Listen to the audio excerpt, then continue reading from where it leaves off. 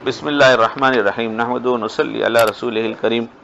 چھوٹ نہیں سکتا، نہیں سب ہو سکتا ہے، ہم کرنا ہی نہیں چاہتے، ہمیں سچی طلب ہی نہیں. طلب صادق تو مجبور کر دیتی ہے بندے کو کہ اس کی طرف متوجہ ہو جاؤ. خالق تو متوجہ ہی ہمیشہ رہتا ہے، میرا بندہ چاہتا کیا ہے.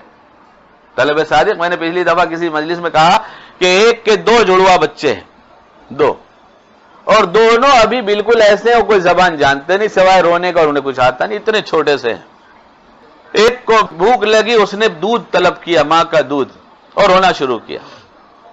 تو ماں سارا کام چھوڑ کر آئی، تو جس کو طلب تھی اسے ہی گود میں اٹھائے گی، بے طلب کو نہیں اٹھائی، بازو میں سو رہا تھا. ایک بچے نے طلب نہیں کیا، بچہ اسی کا ہے. محبت میں دونوں برابر ہیں، تقسیم ہو محبت تو دونوں کے ساتھ برابر ہوگی محبت ہو. لیکن ایک بات یہاں سمجھ میں آئی کہ طالب کی طرف محبت زیادہ بڑھ جاتی ہے. طالب کی طرف عطا کی نگاہ پڑتی ہے، دے دینے کی نگاہ پڑتی. کاش ہم سمجھ جاتے. طالب کی طرف رحمت ایسی جوش میں آتی ہے، ایسی تیزی سے چلتی ہے کہ طلب صادق والا پا جاتا ہے. دونوں بچے لیٹے ہوئے، اور دونوں میں کوئی زبان نہیں جانتا، دونوں صرف رونا جانتے ہیں. اور رونا ہی سیکھ لو دوستو، اللہ کرے ہمیں رونا آ جائے. ہاں، رونا آ جائے. جسے رونا مل گیا دنیا میں، اللہ کے سامنے، مخلوق کے سامنے رونے سے اللہ حفاظت فرمائے. جسے رونا مل گیا اسے تو سب مل گیا. ہاں، ہمارے حضرت مولانا عبد الحلیم صاحب رحمۃ اللہ فرمایا کرتے تھے، کام 3 چیزوں سے بنتا ہے. اسباب کی لائن 3 ہے دنیا میں: زر، زور، زاری. یعنی مال سے کام بنتا ہے، طاقت سے کام بنتا ہے، یا رونے سے کام بنتا ہے.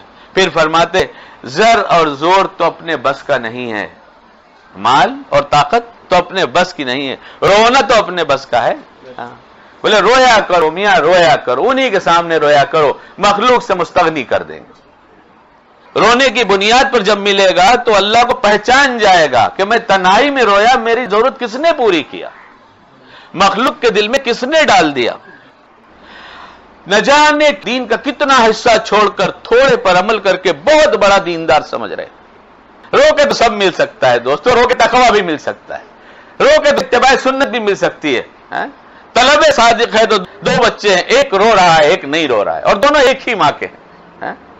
محبت بانٹی جائے تو دونوں کو برابر ملے گی، لیکن توجہ بانٹی جائے تو طالب پہ زیادہ جائے گی. یاد رکھ لیں اسے. کاش ہم سمجھ جاتے دوستو، شکیل سمجھ جاتا، آپ سمجھے نہ سمجھے آپ جانے. کیا بات اللہ کہلا رہے ہیں. ماں ایک ہے، بچے اسی کے دونوں ہیں. طالب نہیں تو توجہ نہیں، طالب نہیں تو توجہ نہیں. ہم نے طلب بھی نہیں مانگا، توجہ بھی نہیں مانگا، اور نہیں مانگنا آتا تو تنہائی میں مانگنے کے ڈھنگ ہی مانگ لیجئے نا، کیا حرج کی بات ہے. وہ تو سب مل، سب کی اپنی ضرورتیں ہوتی ہیں. جس کو مانگنا آ گیا اسے سب مل گیا. ایک ضرورت کر لینا، اللہ مانگنے کے ڈھنگ سکھا دیجیے. اس لیے ہم اپنی دعاؤں میں طلب صادق کا سوال شروع کریں. اللہ تعالیٰ وہ طلب صادق جس کی بنیاد پر آپ کی طرف سے تقویٰ اور اتباع سنت، گناہوں سے اجتناب، جو کچھ جتنا مانگنا ہو سب مانگے، طلب صادق کے ساتھ مانگے، اور دل کی حاضری والے اعمال مانگے جائیں. اعمال بہت ہو رہے ہیں لیکن دل حاضر نہیں ہے.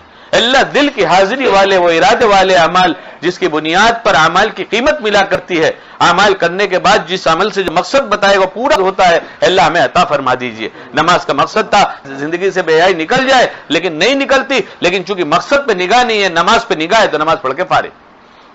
اس لیے ان دعاؤں کا اہتمام. میں یہ کہہ رہا تھا کہ ملتا ہے کیا؟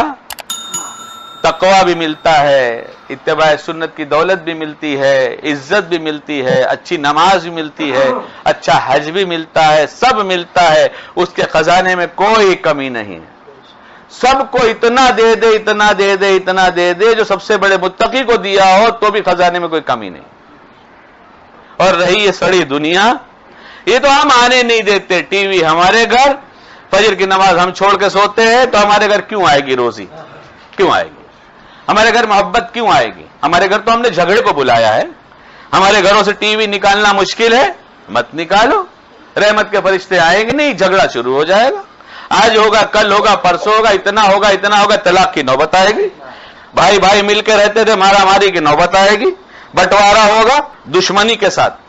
بہت سے بٹوارے ہوتے محبت کے ساتھ، لیکن گناہوں کی بنیاد پر جو بٹوارا شروع ہوتا ہے وہ دشمنی، عداوت بنیاد پڑ جاتی ہے. یہ سب گناہوں کی نحوست ہے. فجر کی نماز چھوڑ دیتے ہیں، جماعت چھوڑ دیتے ہیں، اور کہتے ہیں ہمارے گھر میں جھگڑا ہو رہا ہے.